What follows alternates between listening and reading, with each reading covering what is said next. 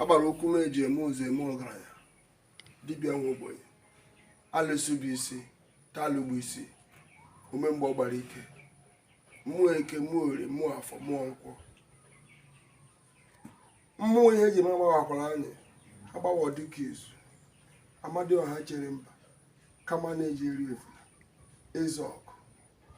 eze nwoke mba ukwu mgbe ekelela m ndụ mmiri ndụ azụ mmiri ala azụ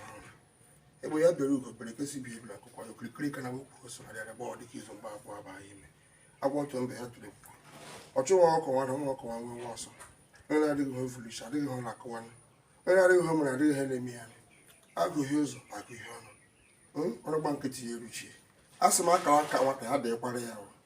akara ukwochitu nwata ya dịrị ya ahụ ngọzi chinyere nwa ya dịrị ya onye na-akpali ya ahụ onye akwa na nwa ihe chinyere ya sịkwara ala ṅụrụ mee ndị iche na anụ na oke nkume anyị ji bịa bụ ha ụtọ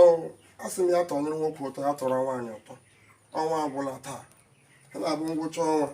anyị were ahụ ụtọ gbakọ unu atụla m ngwa nwoke ọbara ahụ ụtọ a o mehiela ụlọ agaba were hụ ụtọ a jiri unu mgbaghara mmehie ọ na-akpanala ihu unu kemgbe nna asịkpala m taa mgbe m were ya gọrọ ya ọfọ ndụ ka ụzọ mepela ahụri ọ dịrị ala mma ngwa taa ekwupere ha asụ m ụzọ ya emepeela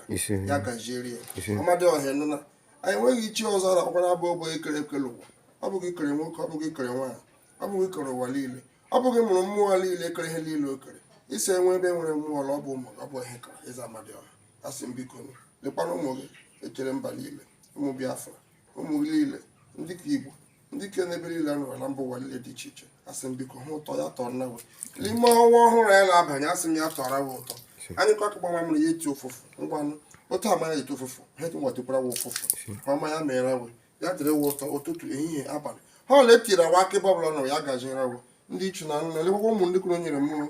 njikwa azụ ụmụ akọla m njikwa azụ ụmụ nyere m akọla m ụlọ esi m ga-arụ n'oji ọ ka m gara n'oji dịka Chukwu jiri kwuo ya otu m jiri kwuo otu m ji aka onye ji mabụ ihe m ga-eji nwoke ha kwụchụ m ụbọ biko onye chụọ ya ụbọ nwaanyị ga-echụ m ụbọ onye chụọ ya ụbọ oke nkume mmụọ agbara ukwu m eji akpụ oku ya aza ọ gbara nkịta okwu ji ụlọ ọnụ ugwu a narị atụ egwu dịka ike dị mkpa n'agha ana nga na-atụ ya mara akpụ eze ndị eze nna ndị nna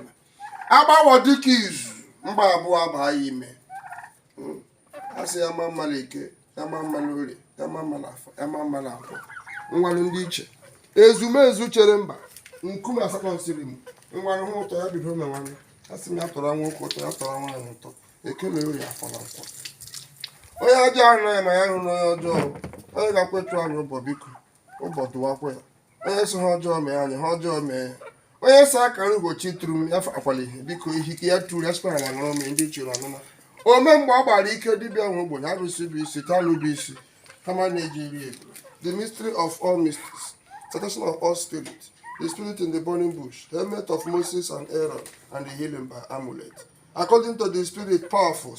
act of Moses and Aaron written by the wise Hebrews in the Mosaic book of the Kabbalah and the Talmud for the good of mankind may he first be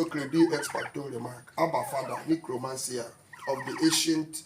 act I command thy power and thy presence. Come down and answer my call, and let thy will be done, now and forevermore. In the name of the Father, in the name of the Son, in the name of the Holy Spirit.